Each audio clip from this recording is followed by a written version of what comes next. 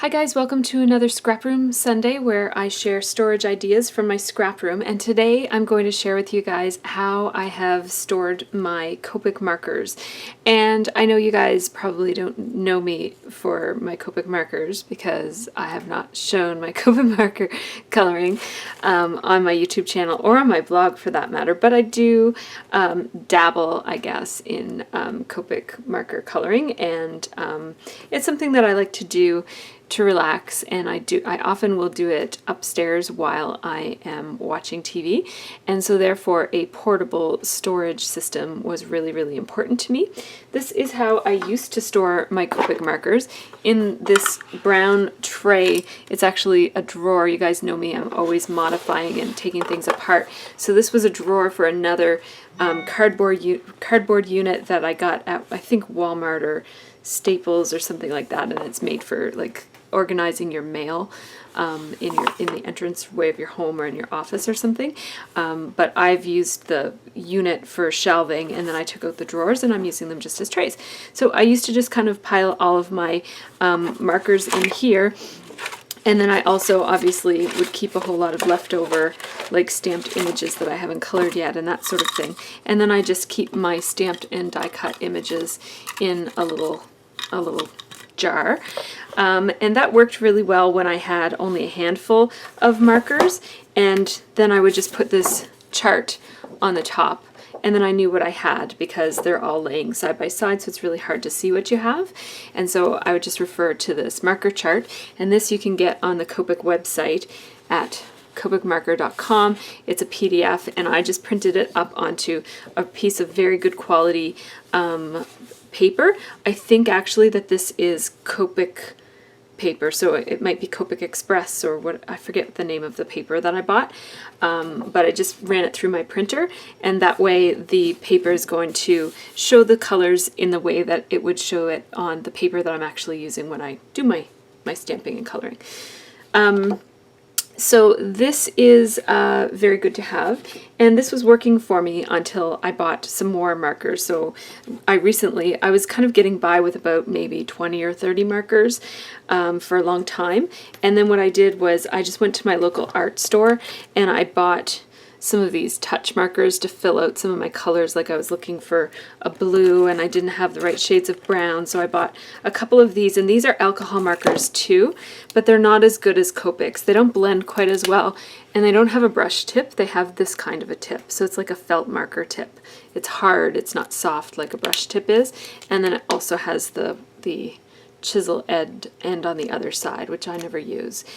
But these were really cheap, and so this was a good way to kind of fill in some of the colors that I was missing so that I could color some of the images that I had in my stamp collection.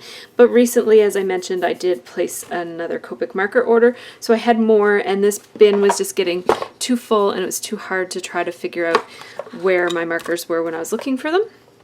So I went again to my local art store, which is Desserts, and I bought this tote. It's by Everything Mary, so that's the logo for it, and it's a really cool tote. It has all kinds of pockets on the sides, so it has these 3 pockets right here, and then it has this kind of fairly wide pocket here, so it does open up quite a lot. If you were storing, you could store your stamps or your blocks or ink pads or a whole bunch of different things in here.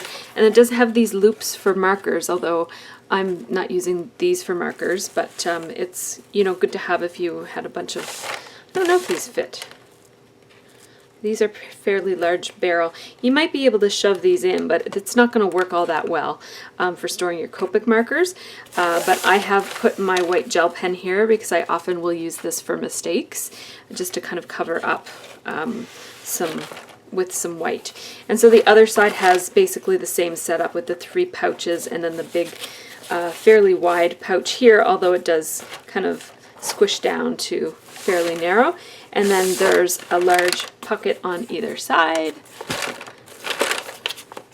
I don't want to spill my markers all over the place while I'm showing you guys. But so that's basically what it looks like.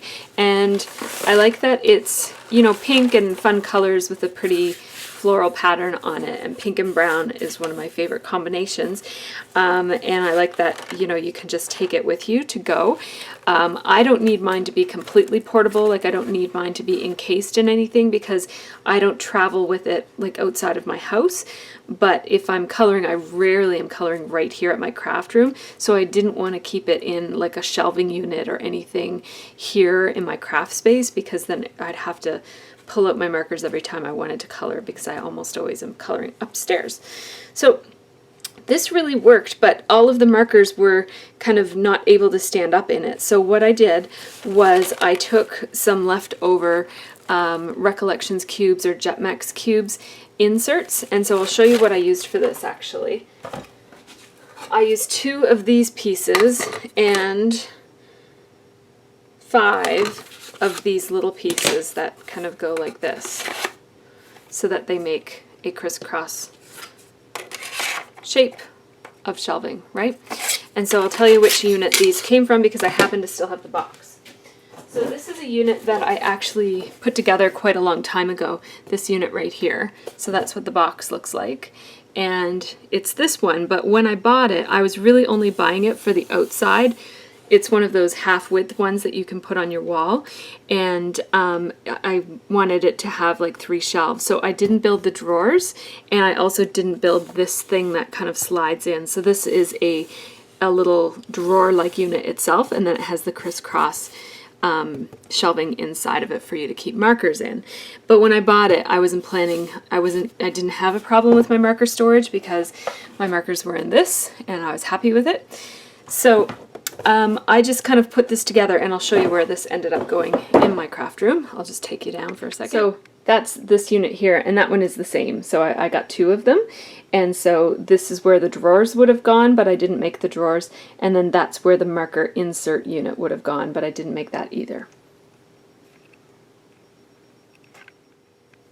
Okay, so here is the unit without any markers in it. So now I can take these out.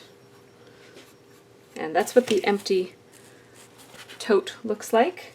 I'll give you the measurements of it because you might have a difficult time finding this exact one.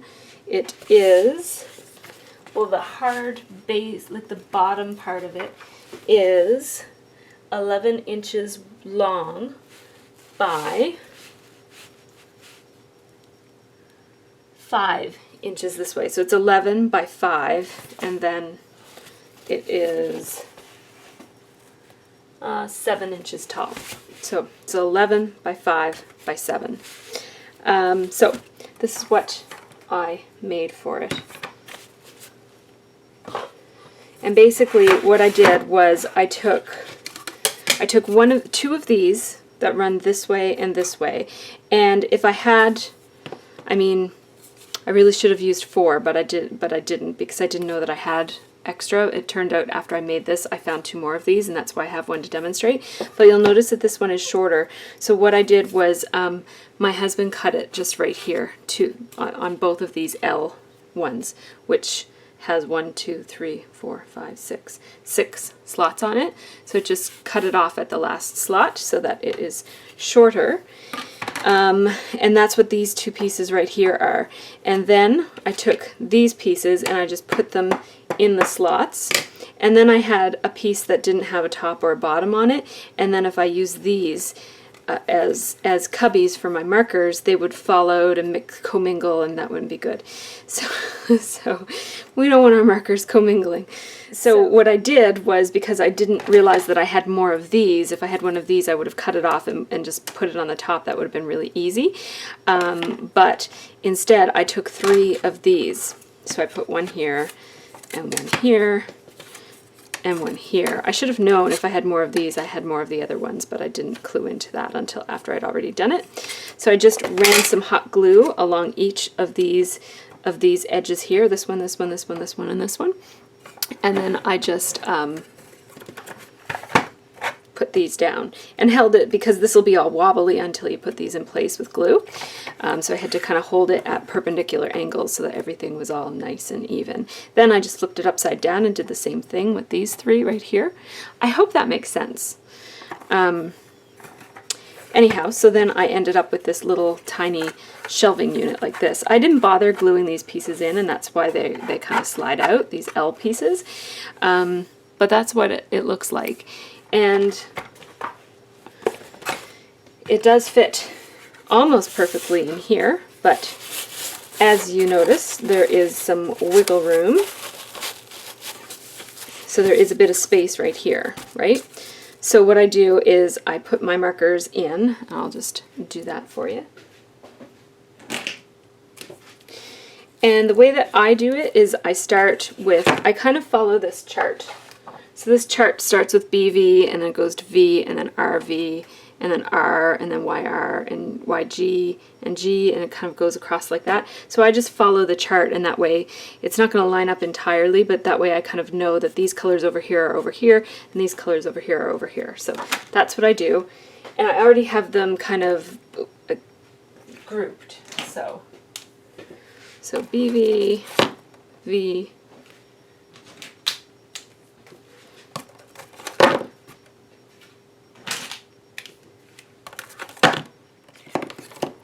so each of these little cubbies will hold up to 6 markers, and so if you have a moderate size collection, I have I think about 64 or 65, this might be a good solution for you. So you'll see, even though I don't have 6 in any one cubby, 6 sketch markers, 6 sketch will fit, like as an example in this hole right here.